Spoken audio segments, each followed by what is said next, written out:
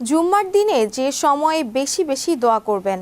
জুম্মার দিন মুসলমানদের জন্য বিশেষ বরকতময় একটি দিন।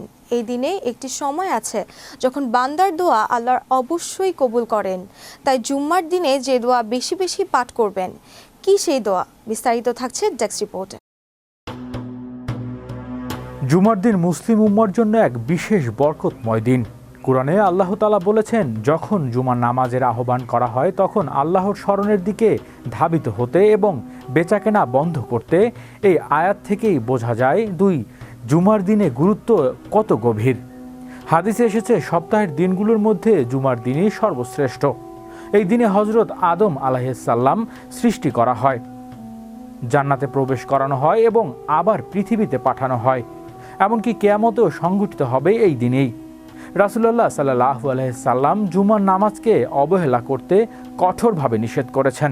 তিনি বলেছেন, যারা বারবার জুমা ত্যাগ করে আল্লাহ তাদের অন্তরে মোহর মেরে দেয় এবং তারা গাফেলাতদের অন্তর্ভুক্ত হয়ে যায়। জুমার দিনে অন্যতম বড় ফজিলত হলো, এই দিনে একটি বিশেষ মুহূর্ত রয়েছে যখন বান্দার দোয়া অবশ্যই কবুল করা হয়। হাদিসে এসেছে, এই সময়টি খুবই অল্প এবং নির্দিষ্ট। আরেক হাদিসে বলা হয়েছে, এই বরকতময় মুহূর্তটি আসরের পরের সময়ের মধ্যে অনুসন্ধান করার জন্য।